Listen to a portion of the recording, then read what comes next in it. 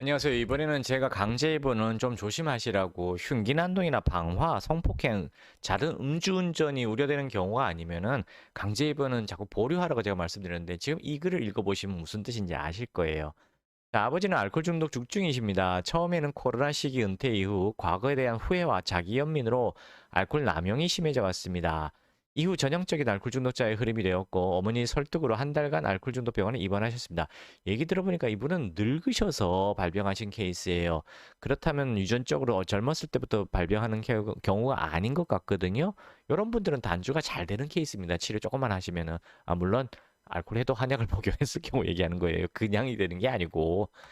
자, 퇴원에 맞춰 본가를 방문하게 된 저는 호전된 상태, 아버지의 상태를 보고 다행이라고 생각하고 자취방으로 돌아갔지만 바로 다음 날부터 다시 알코올 남용을 시작했다고 전해드렸습니다. 이거 알코올 남용이란 글자를 쓰셨는데 잘못 쓰신 거예요. 자, 제가 항상 말씀드리죠. 퇴원하면서 그 병원 앞에 있는 편의점에서 술 마시는 경우도 흔하다고. 지금 이분도 퇴원하자마자 당일부터 술 드신 거거든요. 알코올 남용이 시작된 게 아니고요. 알코올 중독이 시작된 겁니다. 그냥 한 잔 들어가면 바로 끝난 거예요. 근데 이렇게 쓰시는 거 보니까 아드님이 알코올 중독이 아직도 뭔지를 모르고 계시는 거예요. 그냥 유튜브 이런 걸 통해서 몇 번 좀 이렇게 좀 들여다 보신 정도지, 진짜 내면을 모르니까 그냥 알코올 남용이란 글자를 어디서 갖다 붙이신 겁니다. 그냥. 자, 그렇게 상황은 처음으로 돌아가게 되었고, 오히려 상황은 더욱 나빠졌습니다. 예, 점점 더 나빠집니다. 입원을 해서 다시 술을 마실 때마다 계단식으로 팍팍팍팍 나빠지게 되거든요. 야, 왜 나를 그런 정신병자들하고 같이 두게 하는 병원에 나를 입원시켰냐? 거기서 주는 약은 사람을 멍청이로 만든다는 등 다시 입원하는 것이 어떻겠냐고 설득하는 어머니에게 원망을 쏟아냈습니다. 자, 이런 말들은 다 병원에서 다른 환자를 통해서 배워오는 말들이에요. 이렇게 되면 어떻게 일이 벌어지냐? 가족에 대해서 적대감을 갖게 됩니다. 그리고 배신감을 갖게 돼요. 그래서 점점 더 폭력적으로 변하게 되는 계기가 됩니다. 그래서 제가 강제 입원을 시키지 말라고 자꾸 말씀드리는 거예요. 자, 그렇게 설득에 어려움을 겪고 아버지의 몸 상태와 상황은 날로 안 좋아져 갔습니다. 마지막 설득이라는 생각으로 보호 입원을 염두하고, 즉 강제 입원이죠. 설득한 끝에 우여곡절 끝에 결국은 다시 입원을 하시게 되었습니다. 자가 입원을 했다는 얘기 같고, 그러나 두 달이 조금 넘은 시점에서 아버지는 퇴원을 진행하시게 되었고, 역시나 바로 다음 날부터 다시 또 술을 마시기 시작, 알코올 남용을 시작했습니다. 아니에요. 다시 알코올 중독 시작됐다는 뜻입니다. 자, 보세요. 이거 자가 입원했다가 두 달 만에 퇴원하자마자 바로 드시잖아요. 입원한다고 치료되는 게 아니라고 제가 계속 말씀드립니다. 이러면은 비용만 한 달에 한 100에서 150만 원 들어가잖아요.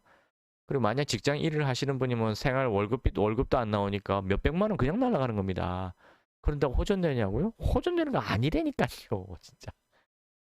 이제는 알코올 중독 치료 병원 입원에 대한 거부감과 어머니와 저에 대한 원망도 심해져서 제가 예상한 그대로잖아요.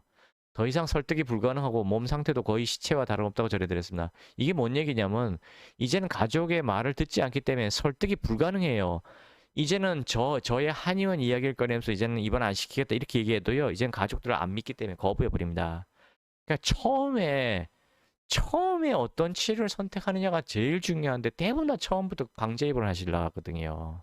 왜냐면 그것밖에 아는 게 없으니까. 들어본 게 그것뿐이잖아요. 주변 사람들이 조언해 주는 것도 다 그것뿐이거든요. 그냥 정신병원에 가더라. 그래서 처음 치료를 어떻게 하냐에 따라서 완전히 달라지는 겁니다. 제가 말씀드리지만 흉기난동, 방화, 성폭행, 그다음 잦은 음주운전 사고가 우려되는 경우 아니면은 강제 입원이나 입원 치료하지 마세요. 그냥 머리 위에 있는 곳으로 연락하셔서 상담 받으시고 유튜브나 블로그, 홈페이지 보시고 한 10번은 보셔야 돼. 그냥 스쳐 지나가면서 대충 훑어보는 거 그거 의미 없고요. 진짜 꼼꼼하게 읽어보셔야 됩니다. 그리고 그 내용이 뭔 뜻인지 이해가 되고 공감이 되신 분들은 시간을 늦추지 마시고 바로 연락하셔서 처음부터 바로 빨리 치료하세요. 공감이 되신다면은. 주변 사람들이 알려주는 거하고 맞지도 않고 하나도 안 맞는 내용이겠지만 본인이 겪어봤으니까 읽어보면 이 말이 맞구나 아니구나 스스로 판단하실 수 있잖아요. 공감이 되시면 즉시 연락하시고 미적미적하지 마시고 바로 연락해서 빨리 치료하시기 바랍니다. 자, 글로 표현하니 꽤 짧아 보이지만 저희 가족 할머니, 친척들 모두 아버지로 인해 몸과 마음 모두 지쳐 있습니다. 예, 이거 온 가족이 다 파탄나는 가족이 정신질환에 걸리는 가족병이라고 제가 계속 말씀드리죠. 제 마음으론 이제 아버지라는 사람이 이 세상에 없다고 생각하니 더 편할 정도네. 예, 없습니다. 왜냐면 이미 인격체가 바뀌었기 때문에 양의 탈을 쓴 늑대라고 보시면 되고요. 지킬 박사와 하이드 늑대인간 좀비라고 보시면 됩니다. 그런 내 아버지가 아님을 빨리 깨달으시라고 제가 계속 말씀드리잖아요. 아버지 탈출하는 게 효도가 불효가 아니라고 제가 말씀드립니다. 자, 물론 아버지가 치료 받으신다면 그때는 도와드려야죠. 정신병 말고 알코올 해독 한약으로 치료하는 거에 대해서 말씀드린 겁니다. 아버지의 몸 상태와 가족들의 심신 상태를 보았을 때 이제 이번이 마지막 기회라고 생각합니다. 저희 아버지를 어떻게 하면 좋을까요? 어떻게 하기 뭐 어떻게 하면 지금 다 말씀드렸습니다. 알코올 해독 한약을 믿고 복용시키시기 바랍니다. 이 병은 정신병이 아니고 의지 부족 탓이 아닙니다. 근데 병원에서는 계속 정신병이고 의지 부족 탓이다 얘기하면서 뭐 수면제, 진정제 먹고 하면서 천천히 줄여보자 또는 뭐 급할 때는 조금 마시고 또 견딜만 하면 술 끊어 먹고 이런 식으로 지그재그를 하자 이런 식으로 설명하는데 그 말을 믿으면 다 죽는 거예요.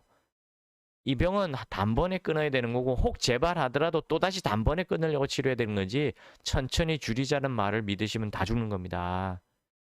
제 말을 믿으시기 바랍니다. 예, 감사합니다.